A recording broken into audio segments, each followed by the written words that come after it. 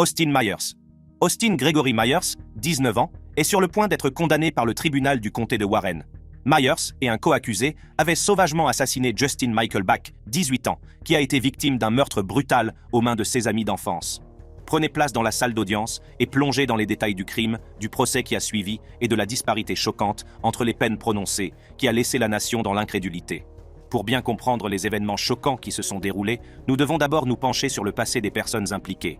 Justin Michael Bach, Austin Gregory Myers et Timothy E. Mosley.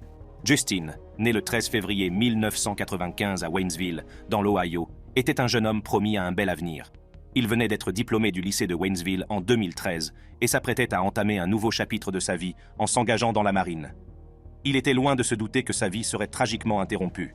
Austin Myers, né le 4 janvier 1995, et Timothy Mosley, né le 11 octobre 1994, étaient des amis d'enfance de Justin.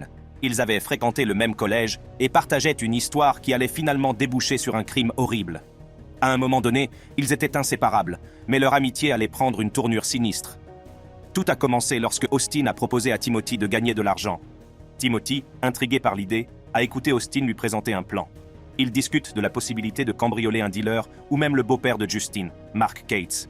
Austin sait que Mark possède un coffre-fort dans la maison familiale dont on dit qu'il contient une importante somme d'argent, environ 20 000 $. L'attrait de l'argent facile s'est avéré trop tentant pour que les jeunes hommes puissent y résister. Il prévoit de s'introduire chez Justin, de voler le coffre-fort et de faire croire que Justin l'a volé et s'est enfui. Austin prend les devants et frappe à la porte de la maison familiale. Justin, sans se douter du danger qui l'attendait, a laissé son ami d'enfance entrer. Une fois à l'intérieur, les trois hommes engagent la conversation, ignorant les sinistres intentions qui se cachent sous la surface.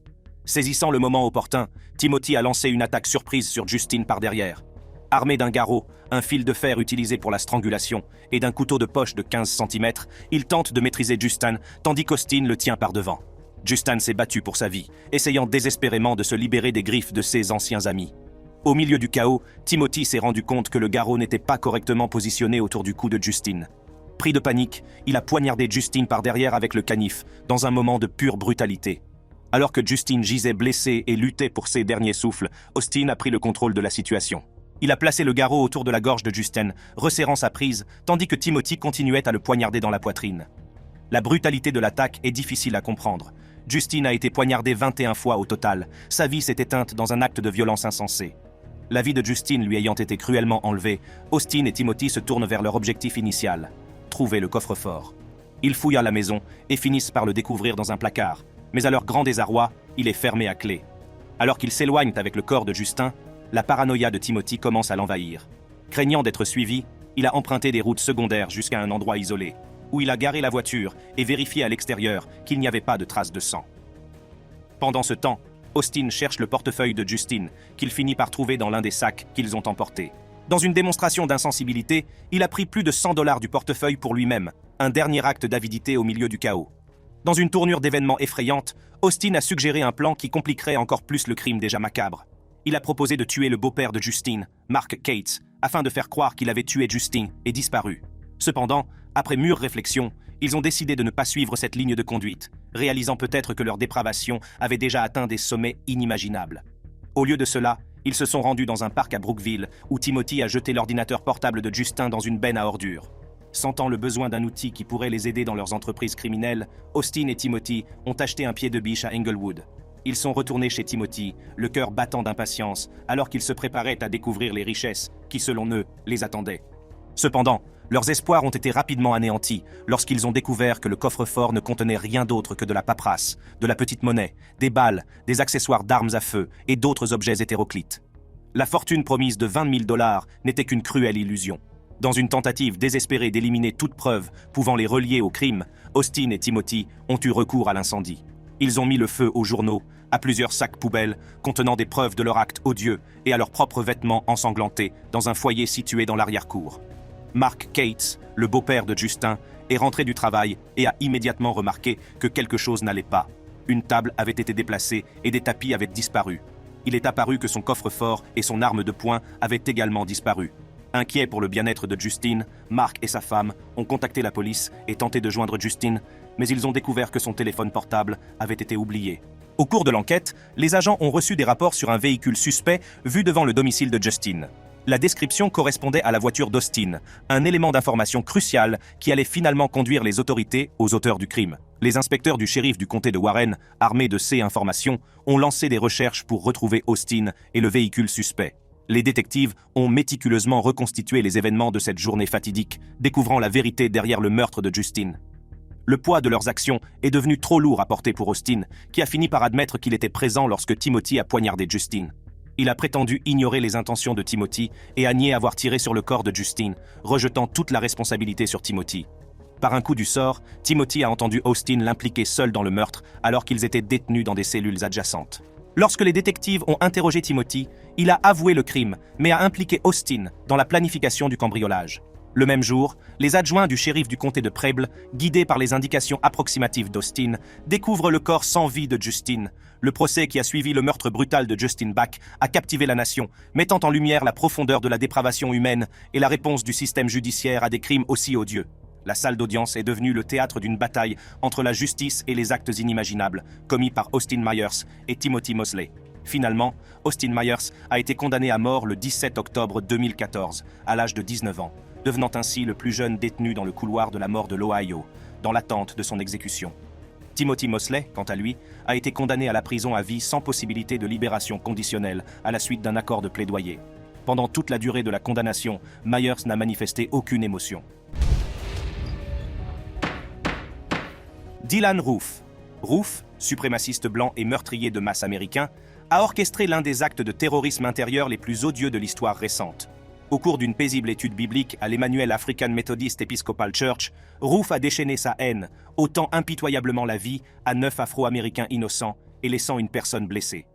Préparez-vous à découvrir les détails effrayants de son crime, de son procès et de l'horrible réalité de ses actes. Le chemin de Dylann Roof vers l'infamie a été pavé d'une éducation troublée et d'un passé troublant de croyances racistes. Né le 3 avril 1994 à Columbia, en Caroline du Sud, Dylann Roof a montré des signes de trouble dès son plus jeune âge. Ses résultats scolaires s'en ressentent et il finit par abandonner l'école, se retrouvant à la dérive dans un monde qui ne semble pas avoir besoin de lui. Sans direction claire dans la vie, Roof s'est tourné vers les jeux vidéo et la drogue pour combler le vide. La descente de Roof dans les ténèbres a été marquée par des démêlés avec la justice. Il a été arrêté à plusieurs reprises pour possession de drogue et violation de domicile, ce qui a renforcé son statut d'individu perturbé. Malgré ces démêlés avec les autorités, Roof a réussi à passer à travers les mailles du système, évitant ainsi toute conséquence sérieuse de ses actes. C'est au cours de cette période tumultueuse que les convictions racistes de Roof ont commencé à s'affirmer.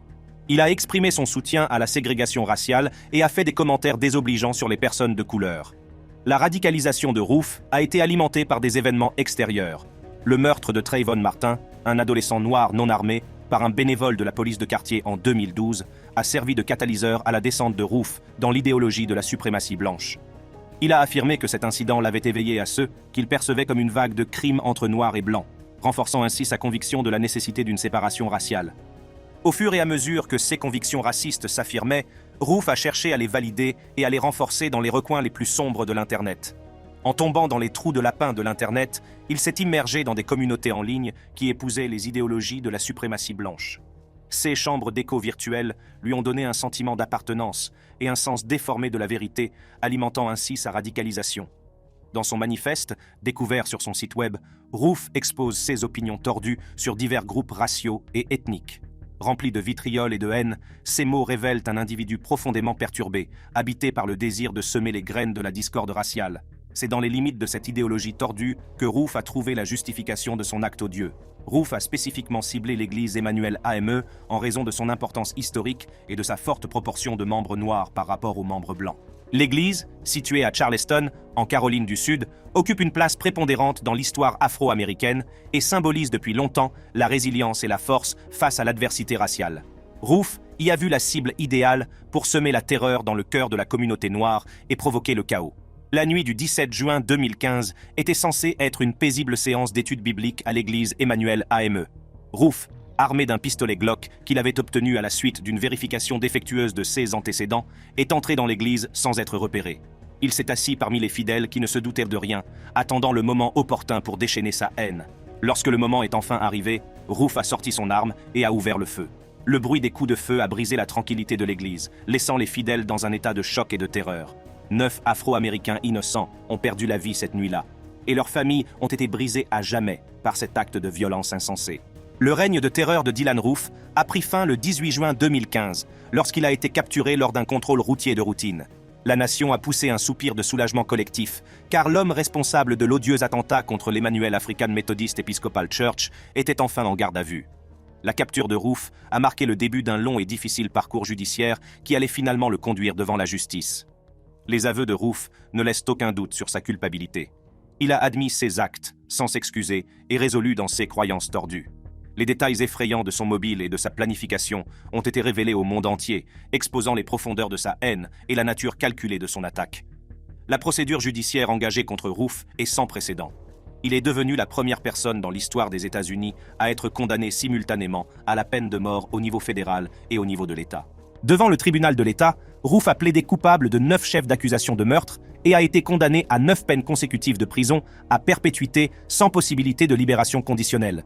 Toutefois, c'est devant le tribunal fédéral que le poids de ces crimes sera pleinement pris en compte. Le procès fédéral de Roof a débuté en décembre 2016, le ministère de la Justice annonçant son intention de requérir la peine de mort. Roof a été reconnu coupable de 33 chefs d'accusation fédéraux, notamment de crimes haineux et d'entraves aux croyances religieuses. Après des délibérations approfondies, le jury a décidé à l'unanimité que la peine appropriée pour les crimes commis par Roof était la peine de mort. La sentence a été prononcée en janvier 2017, marquant la fin du procès. Sean Sellers. Le tribunal de district du comté d'Oklahoma prononce actuellement la sentence de Sean Sellers. Sellers est devenu tristement célèbre pour avoir commis des crimes odieux dès son plus jeune âge. Ces crimes, qui incluent le meurtre de sa propre mère et de son beau-père, étaient motivés par la vengeance et une croyance tordue dans les rituels sataniques. Le procès de Sellers et sa condamnation à mort à l'âge de 16 ans ont attiré l'attention du monde entier, suscitant des débats sur l'âge auquel une personne peut être condamnée à mort. Né le 18 mai 1969, Sean Sellers semblait être un adolescent ordinaire, mais sous sa façade apparemment innocente se cachait une sinistre obscurité. C'est au cours de la nuit fatidique du 5 septembre 1985 que Sellers commet son premier meurtre. Animé par une soif de vengeance, Sellers s'en prend à Robert Paul Bauer, un employé de la supérette Circle K, qui a refusé de lui vendre de la bière. Animé par la colère et un sentiment tordu d'avoir droit à quelque chose, Sellers a déchaîné sa rage sur Bauer, mettant fin à sa vie dans un acte de violence insensé. Mais ce n'est que le début de la descente de Sellers dans les profondeurs de la dépravation. Le 5 mars 1986, il tourne ses intentions meurtrières vers sa propre famille. En pleine nuit, ne portant que des sous-vêtements pour limiter les éclaboussures de sang, Sellers se glisse dans la chambre à coucher où sa mère, Vonda, et son beau-père, Paul Lee Belofato, sont paisiblement endormis. Une arme de poing à la main, il a froidement exécuté son beau-père, Lee Belofato, d'un seul coup de feu. Le bruit du coup de feu a réveillé sa mère. Et, dans un moment de terreur absolue, elle s'est retrouvée face à son propre fils, celui qui était censé la protéger. Sellers a tiré sans ménagement une balle dans le visage de sa mère, mettant fin à ses jours en un instant. La scène de crime a été méticuleusement mise en scène pour donner l'impression qu'un intrus avait commis l'acte odieux. Sellers espérait dissimuler sa culpabilité, mais la vérité finirait par éclater au grand jour. Les preuves le désignent directement, et les murs de mensonges qu'il avait construits commencent à s'effondrer. Mais l'horreur des crimes de Sellers ne s'arrête pas là. Dans une révélation choquante, il a ensuite avoué le meurtre, en 1985, de Robert Paul Bauer, l'employé de la supérette Circle K. Lors de son procès, Sellers a fait un aveu qui fait froid dans le dos. Il a déclaré être un sataniste pratiquant à l'époque des meurtres, affirmant qu'il était sous l'influence d'une possession démoniaque. Sellers a déclaré avoir lu des centaines de fois la Bible satanique d'Anton LaVey, qu'il considérait comme un guide dans sa vie. Il considérait le satanisme comme une façon honnête de vivre, une voie qui lui permettrait de contrôler son propre destin. Les avocats de sa défense ont même soutenu que son addiction aux jeux Donjons et Dragons avait joué un rôle dans sa descente dans les ténèbres. Cependant, le jury a refusé de prendre en compte ces arguments et a déclaré Sellers coupable de multiples homicides. En 1986, Sellers est condamné à mort, devenant ainsi l'une des 22 personnes aux États-Unis depuis le rétablissement de la peine de mort en 1976 à être exécutée pour un crime commis alors qu'elle était âgée de moins de 18 ans. La réaction de Sellers à sa condamnation a été la suivante. Son cas a attiré l'attention internationale, non seulement en raison de son âge, mais aussi de sa conversion au christianisme en prison et de son affirmation de possession démoniaque. La nature choquante de ces crimes et le procès qui s'en est suivi ont eu un impact durable sur la conscience collective, soulevant des questions sur la capacité de l'âme humaine à faire le mal. Michael Bargo. Nous nous rendons dans une salle d'audience du comté de Marion où la sentence de Michael Bargo est en cours. En avril 2011, la paisible ville de Summerfield, en Floride, a été secouée par un crime horrible qui a marqué à jamais son histoire. Seth Jackson, un garçon de 15 ans, a été victime d'un complot tordu orchestré par son ex-petite amie, Amber Wright, et un groupe de jeunes dirigé par Michael Bargo. Prenez place pour découvrir les détails glaçants de ce crime, le procès qui a suivi et la réaction choquante d'un jeune brutal confronté à l'ultime châtiment. Seth Jackson est un adolescent ordinaire qui grandit avec ses 2 frères aînés dans la ville voisine de Summerfield, dans le comté de Marion. Il fréquentait le lycée Bellevue, où il était connu pour ses prouesses athlétiques et ses rêves d'entrer dans l'octogone. Mais derrière la façade d'un jeune athlète prometteur, une tempête se préparait. Seth Jackson et Amber Wright ont commencé à se fréquenter, leur jeune amour étant rempli d'espoir et de rêves. Mais au fil du temps, des fissures sont apparues dans leur relation. Jackson a commencé à soupçonner Wright de le tromper avec une connaissance plus âgée, de 18 ans. Michael Bargo. Les graines de la jalousie et de la méfiance ont été semées, et leur relation est rapidement devenue toxique. En véritables adolescents, Jackson et Wright ont porté leurs griefs sur les médias sociaux, utilisant Facebook comme champ de bataille. Le couple, autrefois amoureux, s'est engagé dans une guerre des mots amers, exposant ses griefs à la vue de tous. La toxicité s'est intensifiée, alimentée par leur tentative de se rendre jaloux l'un l'autre et par la présence croissante de Michael Bargo dans leur vie. Bargo, nourri d'une haine intense et persuadé que Jackson avait abusé de Wright, l'a confronté à une menace sinistre. « J'ai une balle avec ton nom dessus ». Michael Bargo, qui avait des antécédents de vol et un penchant pour le port d'armes, semblait avoir regardé trop de vidéos de gangsters. Son attitude et ses tendances violentes allaient avoir des conséquences dévastatrices. Le 17 avril 2011, Bargo a révélé ses véritables intentions à son ami Kyle Hooper. En colère après une prétendue menace de Jackson de brûler sa maison, Bargo a décidé que Jackson devait mourir. Il a demandé l'aide de Hooper et de 3 autres personnes, Amber Wright, Justin Soto et Charlie Ely. Ensemble, ils ont planifié le meurtre de Seth Jackson. Bargo a demandé à Wright d'attirer Jackson chez Ely cette nuit-là, en lui promettant de l'abattre. Wright, déchiré entre sa loyauté envers Bargo et ses sentiments complexes pour Jackson, a échangé des SMS avec lui, prétendant vouloir arranger les choses et lui demandant de la rejoindre à la maison. Jackson, sentant un piège, a exprimé ses inquiétudes, mais a finalement décidé d'y aller. C'est ainsi que, lors de cette nuit fatidique, Seth Jackson s'est jeté dans la gueule du loup, sans se douter des horreurs qui l'attendaient. Michael Bargo, armé d'un revolver de calibre 22, vise Seth Jackson. Les coups de feu retentissent, perçant le silence de la nuit. Jackson, blessé mais pas encore vaincu, se bat pour sa vie, essayant désespérément d'échapper aux griffes de ses agresseurs. Dans une tentative désespérée de fuite, Jackson trébuche à l'extérieur, son corps affaibli par les blessures par balle. Mais sa fuite est de courte durée. Justin Soto l'a plaqué dans la cour avant, le frappant sans pitié, tandis que Bargo tirait d'autres coups de feu, chacun d'eux étant un coup cruel porté au corps déjà meurtri de Jackson. Les tueurs, animés par le désir tordu d'assurer la mort de Jackson, ont ramené son corps sans vie dans la caravane et l'ont placé dans la baignoire. Mais même dans la mort, le tourment de Jackson était loin d'être terminé. Bargo, rongé par une rage sadique, continue de s'acharner sur le corps inanimé de Jackson. Il a tiré d'autres balles, chacune étant un dernier acte de brutalité. Leur tâche macabre étant loin d'être achevée, Bargo et ses complices ont traîné le corps de Jackson jusqu'à l'arrière-cour. Un foyer les attendait. Ils avaient l'intention de se débarrasser des restes de Jackson afin d'effacer toute preuve de leur crime odieux. Michael Bargo, avec l'aide de James Havens, a fait appel à un complice volontaire pour les conduire jusqu'à une carrière de roches isolée et remplie d'eau à Ocala. C'est là que les seaux contenant les restes de Seth Jackson ont été jetés dans les profondeurs, perdus à jamais pour le monde entier. Le meurtre brutal de Seth Jackson a provoqué une onde de choc au sein de la communauté, laissant dans son sillage une traînée de dévastation. Mais alors que les flammes de la haine commençaient à s'éteindre, la quête de justice s'est enflammée. Kyle Hooper, le premier à craquer sous le poids de la culpabilité, avoue à sa mère, révélant les détails macabres du crime. La vérité s'est répandue, impliquant les autres personnes impliquées. L'un après l'autre, les coupables ont été arrêtés, leur vie ayant été bouleversée à jamais par leurs actes monstrueux. Les experts médico-légaux ont méticuleusement passé au peigne fin la scène de crime, rassemblant des preuves qui allaient s'avérer cruciales dans la poursuite de la justice. L'analyse ADN a révélé la présence du sang de Seth Jackson, mélangé à l'ADN des accusés, dans toute la maison. Des tissus brûlés et des fragments d'os, retrouvés dans le foyer et dans la carrière voisine, ont été identifiés comme appartenant à Seth Jackson. Le procès qui s'ensuivit fut un spectacle déchirant, car toute l'étendue de la dépravation des accusés fut mise à nu aux yeux de tous. Les procureurs ont présenté une montagne de preuves, ne laissant aucun doute sur la culpabilité des accusés. Michael Bargo, l'instigateur du meurtre, a fait l'objet de l'examen le plus sévère. L'accusation a brossé le tableau effrayant d'un jeune homme rongé par la haine, poussé à commettre des actes de violence inqualifiables. La défense de Bargo a cependant fait valoir qu'il était atteint d'une maladie mentale, tentant ainsi d'atténuer sa responsabilité dans le crime. Finalement, le verdict est tombé. Michael Bargo, ainsi que ses co-conspirateurs, ont été reconnus coupables de meurtre au premier degré. Le jury a recommandé la peine de mort pour Bargo, tandis que les autres ont été condamnés à la prison à vie. Alors que le juge lisait sa sentence, Michael Bargo était assis dans la salle d'audience, ne manifestant aucune émotion à la perspective de la mort. Dexter Johnson. Notre dernier cas se déroule au centre de justice pénale du comté de Harris, où Dexter Johnson est jugé et où la sentence est sur le point d'être prononcée.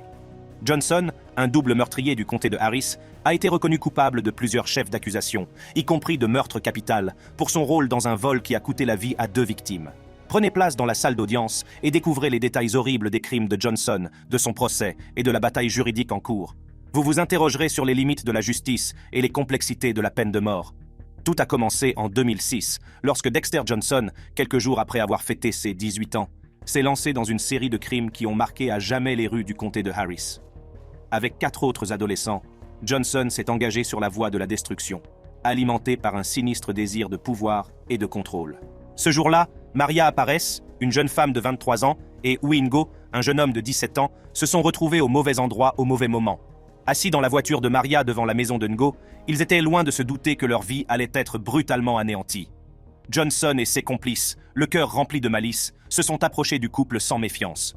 Dans un acte de violence effroyable, ils ont détourné et volé Maria et Hui, les forçant à monter dans le véhicule contre leur volonté. Mais ce n'était que le début de leur cauchemar. Johnson et sa bande ont emmené le jeune couple terrifié dans un endroit isolé, loin des regards indiscrets. C'est là que l'étendue réelle de leur dépravation sera révélée. Johnson, poussé par une soif de pouvoir maladive, a soumis Maria à un acte d'abus sexuel odieux. Comme si cela ne suffisait pas, Johnson et un autre membre du gang ont décidé d'éteindre toute lueur d'espoir qui subsistait. Ils ont froidement abattu Maria et Hui, mettant fin à leur jour sous une pluie de balles. La brutalité de leurs actes a provoqué une onde de choc au sein de la communauté, laissant dans son sillage une traînée de chagrin et de désespoir. La vie de 2 âmes innocentes a été interrompue, leurs rêves brisés par les mains de ces criminels sans cœur. Les meurtres de Maria Aparece et de Uingo n'étaient qu'un aperçu de l'horrible série de crimes orchestrés par Dexter Johnson et ses complices. Pendant 25 jours, ils ont fait régner la terreur, laissant derrière eux des traces de dévastation et des vies brisées. Les procureurs du comté de Harris, chargés de traduire ces criminels en justice, ont eu la lourde tâche de démêler l'écheveau de la violence et de veiller à ce que les responsables subissent les conséquences de leurs actes. En 2007, Dexter Johnson a été condamné pour son rôle dans le double meurtre de Maria Aparece et Uingo. Les preuves présentées au cours du procès ont dressé le portrait effrayant d'un jeune homme rongé par les ténèbres, dépourvu d'empathie et de remords. Le jury, après avoir examiné attentivement les détails déchirants des crimes, a rendu un verdict qui changera à jamais le cours de la vie de Johnson. Il a été condamné à la peine de mort, un châtiment jugé approprié pour les horreurs inimaginables qu'il avait infligées à ses victimes. Après le verdict du jury, la salle d'audience a éclaté dans un mélange de choc, de chagrin et de colère. La famille de Johnson, assise derrière lui, s'est mise à sangloter bruyamment, perturbant la procédure judiciaire. Johnson, quant à lui, était furieux du verdict du jury et, dans un geste choquant et sans remords, s'est jeté sur la famille des victimes, essayant de les attaquer.